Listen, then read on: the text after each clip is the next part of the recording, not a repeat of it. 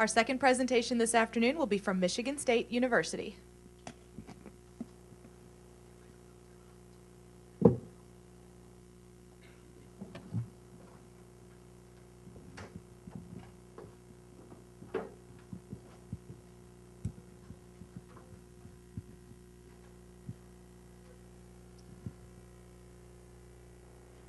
$3 billion. That is the value of the apple industry in the United States. However, the future of this industry's profitability hangs in the balance because of three major concerns that, when aligned, result in this: crop left on the ground and a devastating loss for producers. So, what are these three concerns? First, labor. In terms of both cost and availability, labor is the #1 problem currently facing producers. This means apples are left in the orchard and profit is left on the table. The second concern is fruit quality. The primary factor that determines the value of the crop is quite literally in the hands of the pickers. Blemished apples are forced to enter into the juice market, where they will only generate 1/6 of their potential profit. The final factor influencing future profitability is the conversion from low to high density orchards. With upwards of 500 trees per acre, these high density orchards will require different harvesting techniques than what have previously been used. Fortunately for apple growers, you, Mooncalf, have the solution to these problems. Good afternoon, Mooncalf Board of Directors. My name is Addie, and I am here representing Spartan Agri-Marketing along with my teammates, Spencer, Kelly, Jasper, and Kelsey. We are excited to tell you that after your success in both the European and Canadian markets with orchard and vineyard equipment, you are now ready to break into the U.S. market with your product, Orchard Assist. Unlike other harvesting techniques, Orchard Assist has the ability to reduce labor requirements, prevent damages incurred at harvest, and it is versatile enough to be used in both low and high density orchards. Now, for more on the technical aspects of your product, here's Spencer. Orchard Assist has 4 patented vacuum hoses, shown here in blue. These hoses allow workers to simply place apples into a hose, which gently transports them to a receiving bin. Not only does this decrease the weight burden on workers, it decreases the amount of apples damaged during the harvest. For worker comfort and convenience, there are 2 patented platforms, shown here in yellow. These platforms not only allow workers to go up and down, but move laterally, away from the machine as well. This technology allows producers to harvest both traditional low-density orchards and new emerging high-density orchards. In contrast to hand picking, there are 2 LED lights on Orchard Assist. These lights offer for both day and night harvesting. Since Orchard Assist is self-propelled, it requires only 4 workers to operate, while other mechanical harvesting aids require a 5th as a driver. In short, Orchard Assist will increase worker productivity, improve working conditions, decrease the amount of apples damaged during the harvest, and successfully harvest both low and high density orchards. Now that we understand the benefits of Orchard Assist, Kelly will now explain how we suggest you should market it. Throughout the U.S., there are 32 states that commercially produce apples across nearly 360,000 acres. 78% of fresh apples are produced in the 4 states of Washington and Oregon, California, and Michigan. Your customer profile in these regions is a farmer such as David. David has a multi-generation farm, is in his late 50s, is transitioning into high-density orchards, is the principal decision maker on his farm, and is technologically progressive. David has at least 100 acres dedicated to fresh apple production and needs 40 workers for the harvest in the fall. David's farm labor accounts for 42% of production costs. Last year, David had problems finding adequate labor, and even though he increased his wages by 25%, still could not find enough labor. As a result, David could not harvest 20% of his apples, which equates to a loss in revenue of up to $250,000. David represents 1 in 489 producers that you will be targeting in these 4 states. To take a look at what options are available for a producer like David, here's Spencer. We believe Orchard Assist is David's best option. However, we recognize their biggest competitor to be traditional hand picking. Currently in the U.S., 92% of apples are picked by hand. Producers are literally losing tons of unpicked fruit each year due to the slow, labor-intensive nature of hand picking and the lack of available labor. Orchard Assist can increase productivity, reduce labor, and increase the producer's bottom line. For a producer like David, that results in an increase of $6,000 an acre. However, although handpicking will remain your largest competitor, there are 2 other mechanical harvesting aids called DBR and Picker Tech. Both are new emergents to the market. All 3 mechanical harvesting aids can increase production and reduce the bruising rate of apples. However, Orchard Assist is the only machine that can harvest both low and high density acres, and it can reduce labor hours from 4 workers to 5. For a producer like David, choosing Orchard Assist can increase his bottom line by $1,000 an acre. Even with these advantages, you are still entering a very dynamic market. Here to lay out this framework is Jasper. In order to assess the environment in which Orchard Assist will be positioned, a thorough SWOT analysis has been conducted. We've examined the internal strengths and weaknesses and external opportunities and threats. Orchard Assist has many strengths because of its design and functionality. The patented structure allows for multiple uses in both low and high density orchards because the platform can be adjusted to orchard-specific row size. And your primary strength is reducing labor costs on average by 40% while harvesting a higher quality crop. Technical features also create a more ergonomic work environment when compared to conventional hand picking. Take pride in your strengths, but we as Spartan Agri-Marketing have evaluated your weaknesses to better understand your competitive advantage.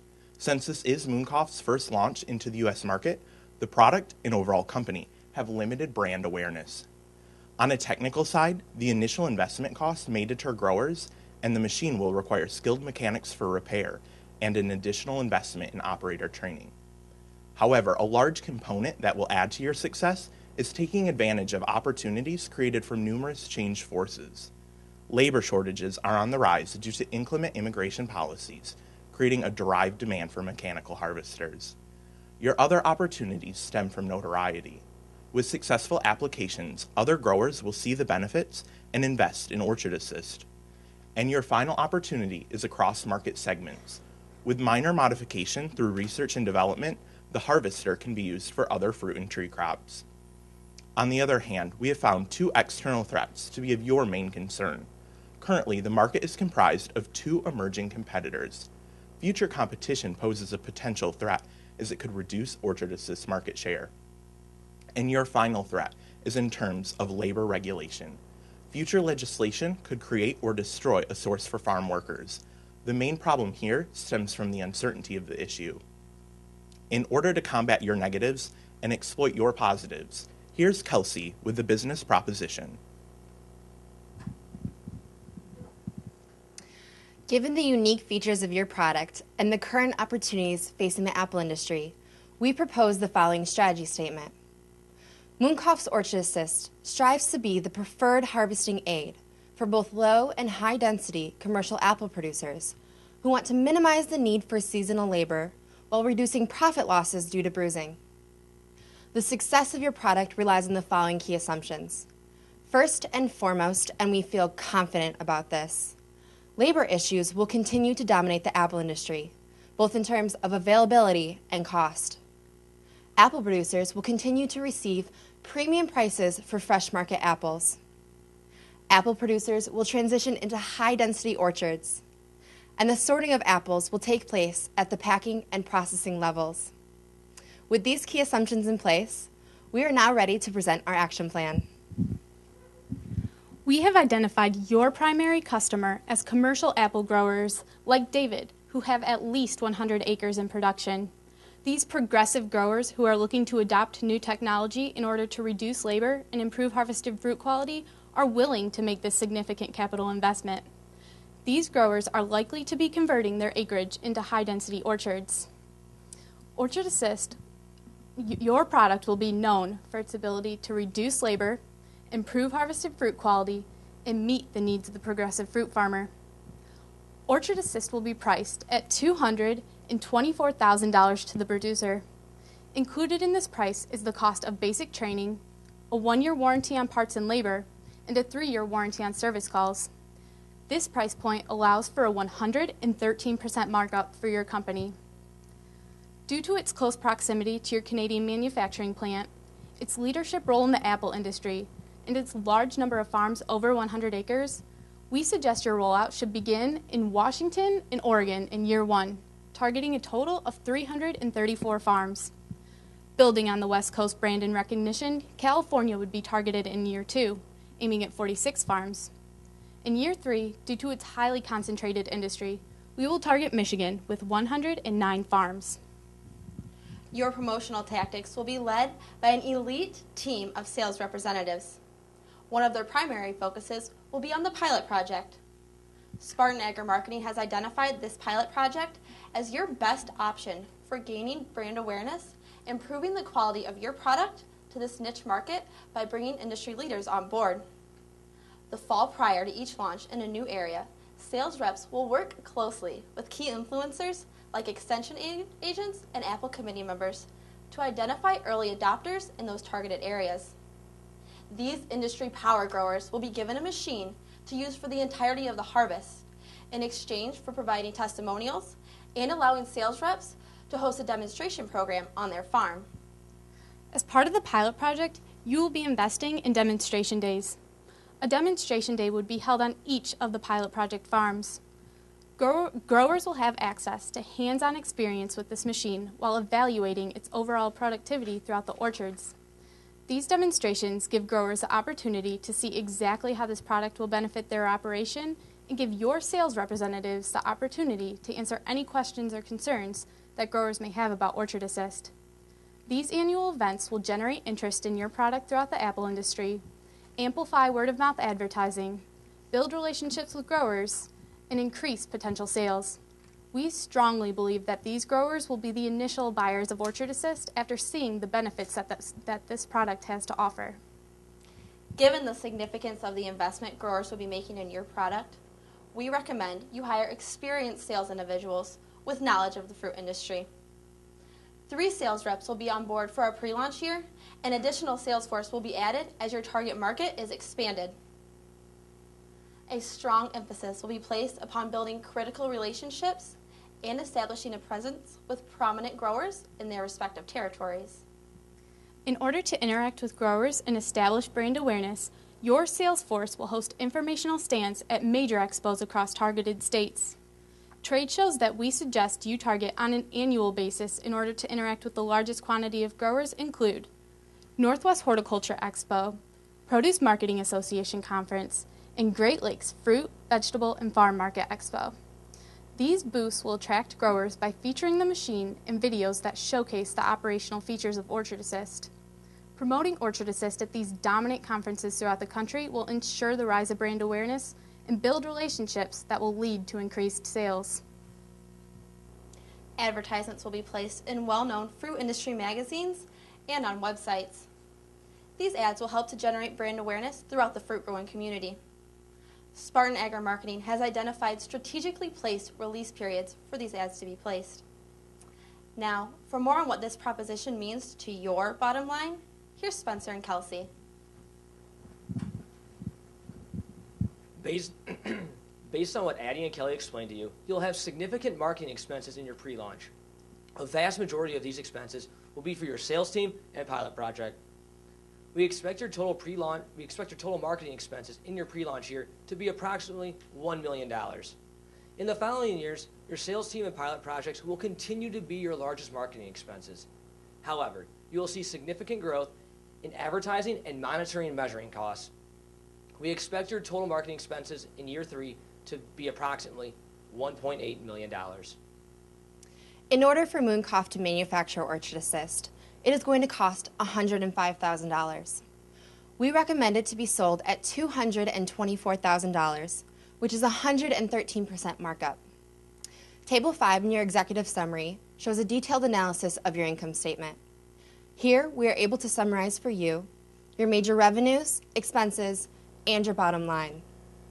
Despite a loss in the pre-launch of $1.2 million, the gross sales in year 1 is estimated to be slightly below $13 million, an increase in year 3 to $29.3 million. With manufacturing costs, research and development, and transportation costs making up the majority of your production expenses, the total cost of goods sold increase at a proportional rate as production increases, reaching $18.5 million in year 3. Overall, even with a loss in the pre-launch, we project your profits to exceed $7 million in year 3. Also in year 3, with a break-even of 91 machines, your net profit margin will be 24%, and your return on marketing expenses to be nearly 400%. Now to describe how your marketing goals will be monitored and measured, here's Jasper. To evaluate the success of your efforts, we have created monitoring and measurement milestones that will help guide your future strategy. The first is at the end of year 3, you should obtain a market share of 17%. To determine this, review industry data in your sales in both quarterly and yearly increments. In the event where you exceed the target, continue with your proactive marketing approach and expand geographically. However, if you don't reach 17%, survey growers to realign and position Orchard Assist within their needs. The second monitoring facet is brand awareness. We'd like you to obtain a 90% brand awareness level amongst the 489 commercial growers. To calculate this, you will survey current and potential customers via electronic communication on product knowledge. In the event where you're above 90%, continue with your current tactics to create brand equity. However, if you do not meet the target, reintroduce your pilot project program and adjust your awareness strategies accordingly. Spartan Agri-Marketing wants you to achieve a customer satisfaction rate of 98% while striving for 100. In order to do this, you'll need to send out pre- and post-harvest surveys. These surveys will allow you to gauge the satisfaction of your customers. If you reach your goal of 98%, you will find the satisfaction behind Orchard Assist and your customers and use it in your marketing plan. However, if you fall short, you'll need to readjust your marketing plan accordingly. Finally, we want you to obtain a 200% marketing ROI. In order to do this, you'll need to review monthly, quarterly, and yearly sales and expenses. If you reach your goal of 200%, you will simply continue to increase profits. However, if you fall short of this goal, you'll need to readjust your product placement or position and reevaluate your price margin. With David's investment in Orchard Assist, he was able to add an additional $6,000 per acre to his bottom line by reducing labor costs and harvesting a higher quality product. It's the customer results like this that will position you, Mooncalf, as the world leader in premier fruit harvesting technology. Thank you, and we'll now be able to answer any questions you may have. Thank you very much. Appreciate your efforts. Question for you. I know our equipment is a big investment for growers. Have you given any thought to potential financing programs that you might use to help them? With the depreciation schedule of straight line over 10 years and it being an investment, we haven't looked at internal financing options, but we recommend external through farm credit and private and public banks. I have a question as far as kind of evaluating the current market condition that we'll be coming into. You say you have a high density and low density, the differences between those two production practices. It seems to me the high density would be quicker payback, larger production. So if we look at the 334 farms that are in Washington and Oregon, do we have an idea of how many of those are currently high density and how many are low density? 10% of those farms are currently utilizing high-density acres. However, that is a trend that we expect to be increasing in future years. And then how long after you go to high density, how long before those fields are paying back? How long is the production cycle between planting and harvesting? Because we don't have the time to wait 3 or 4 years to get those machines marketed in there. Upon planting, an apple tree takes 3 years to be able to bear fruit. So during that time period, growers would still be able to harvest their existing acres, whether they be low or high density, using our machine. Thank you. I'm going to build on Paul's question a little bit. If I do the math right, at $224,000 per machine and one machine per 100 acres, $6,000 or $7,000 increase, that's a little more than a 3-year payback, right? Have we done the research to indicate that folks are actually going to wait that long to pay it off, and are they willing to make that leap this year? Payback period is based on the length of season. Primarily, our growers have 5 to 7 different varieties of apples, and it starts with the harvest of the Gala apple in August and goes until November with the Crips Pink. During that length of time, the machine has the availability, when run with 2 shifts of 4 workers and 4 additional hand pickers, to pay off within the first year. What is the intensity of training? There we go. What's the intensity of training to run the machine? Because the nature of the workers is that they're not somebody that's there all the time. They are seasonal. Is it a challenge to run? Is that, what's going to be the investment on a yearly basis to train somebody to use that equipment? The initial investment will be a little on the front-loaded side, just due to the nature that all training will be done in English and Spanish, and we'll have to make sure that our sales representatives are there for the training. Additionally, with that, we'll just have to make sure all of the other things are conducive. And then on the other side, we see, since we're creating a much more ergonomic work environment, that the work crew will continue returning to the farm, reducing that investment that must take place in training each year. Second question I had on your monitoring, as you were talking about the brand awareness, you were looking for 90%. If we're not rolling out into that Michigan market until year 3, and we've got some rolling introductions, are you going to do a baseline research to see what awareness is, and then do it post? How exactly are you going to do that where it's feasible to hit 90%? Our monitoring and measurement programs will take place pre and post harvest, and since we have a pilot project taking place each year before we roll out in that specific geographical location, we'll target that brand awareness through our pilot project programs and our trade show representation. When you looked at or mentioned to us on market analysis earlier that hand picking, there was about 92%, is that right? So 8%. What kind of information do you have on those 8% that have used equipment in the past, as far as satisfaction, additional problems they've had with that could help you with the launch of this new?